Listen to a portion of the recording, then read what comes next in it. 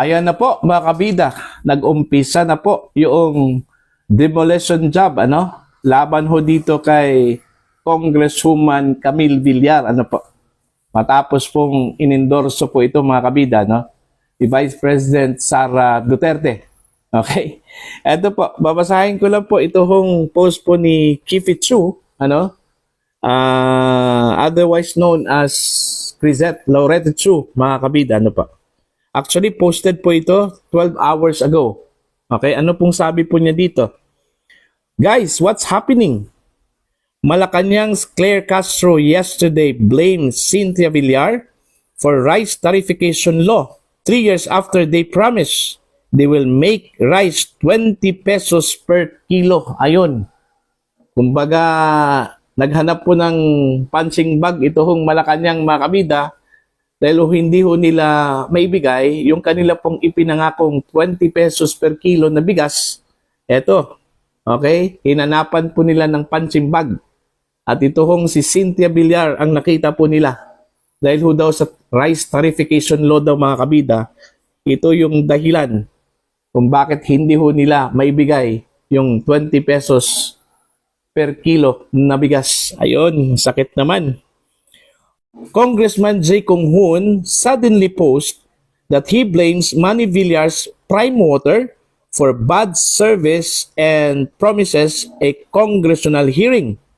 Years after Prime Water's a problem have troubled subscribers. COMELEC today announces it is using a show cause order to Camille Villar for alleged vote buying. But there are videos on the internet where certain politicians are seen blatantly giving away money.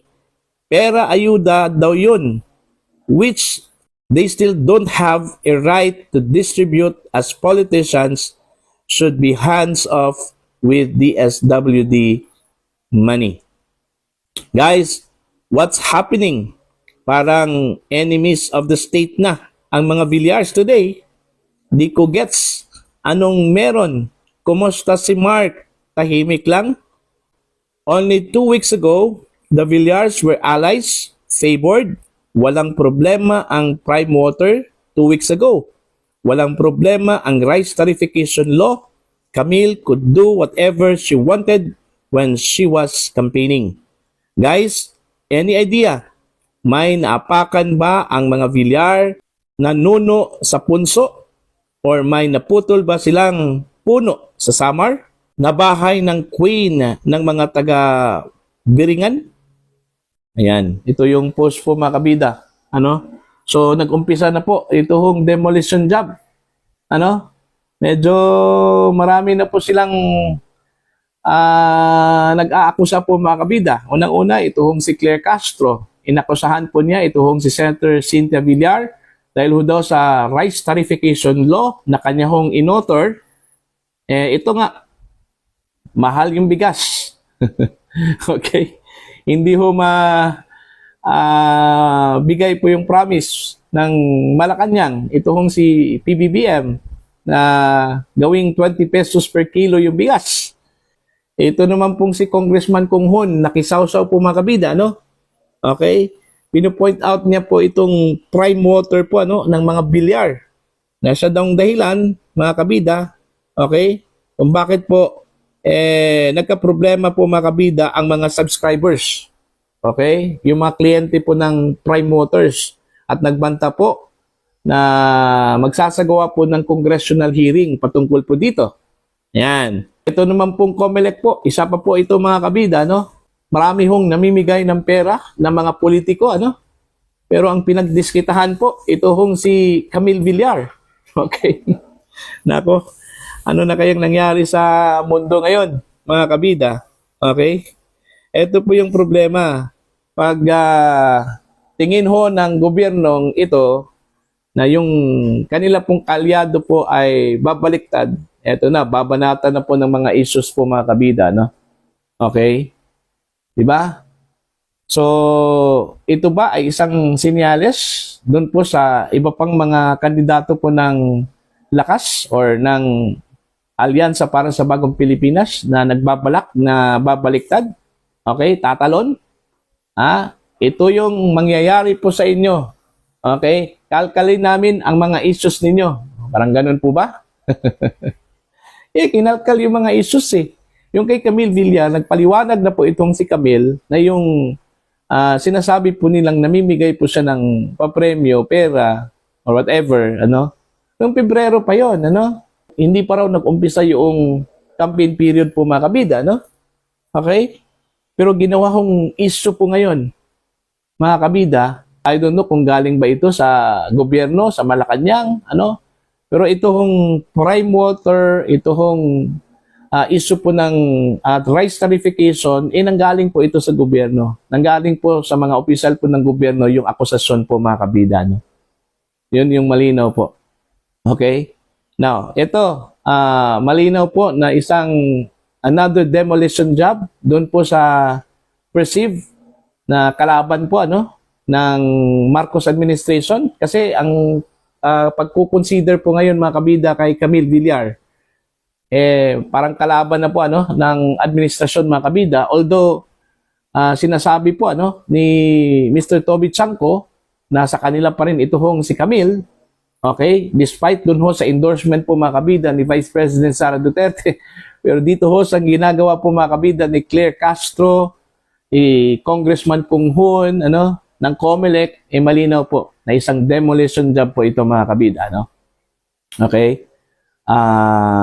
Buwelta po ng gobyerno ng Marcos administration dun po sa mga Villars. Unang-una po, alam naman po natin yung stand po ng mga Villars patungkol po mga kabida dito ho sa issue po ni dating Pangulong Duterte, yung kanya hong pag-aresto at pagdala ho sa International Criminal Court. Tutol po dito, ang mga Villars, mga kabida.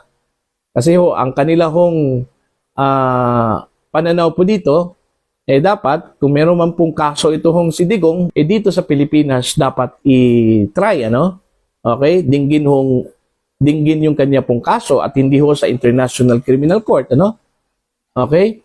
Plus ito pa po, inendorso ni Vice President Sara Duterte ito hong si Camille. So, mas lalo hong nag-alburuto ito hong Marcos administration po mga kabida, Kaya yun po yung nangyari po ngayon. Kinakalkal po yung mga issues involving Villars, mga kabida. At yun, nagbabanta po ito hong si Congressman Kung Hoon. Magsasagawa po ng congressional hearing patungkol po dito mga kabida. Ang sabi po ni Crisette last week po, kalyado po nila si Villar. Wala hong issue yung prime water. Okay?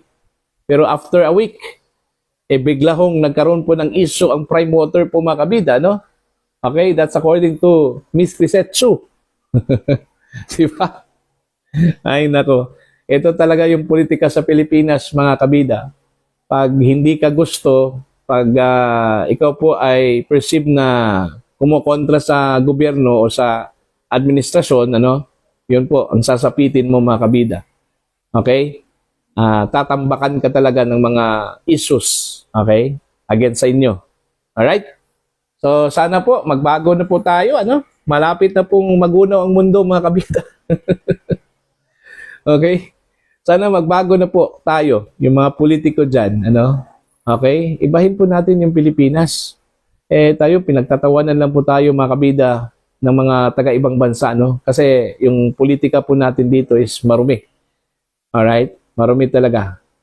Hindi ho katulad sa ibang bansa na after elections yon magkakaibigan na po yung mga tao po doon, yung mga politiko doon. Pero dito sa atin, long term, yung pagiging magkaaway ng mga politiko, long term yan. Okay? Although meron pong mga politiko na after elections, magkakampi na po, pero mostly, okay, lalong-lalo na po yung mga politiko na hindi ho marunong tumanggap ng pagkatalo po mga kabida. Long term yung kanilang pagiging magkalaban, magkaaway po mga kabida. Okay? So para sa mga Villars, good luck sa inyo. Okay? Kay Camille, good luck po. Okay? Basta ang importante doon is nanindigan kayo. No matter what, regardless kung ano pong gagawin po sa inyo.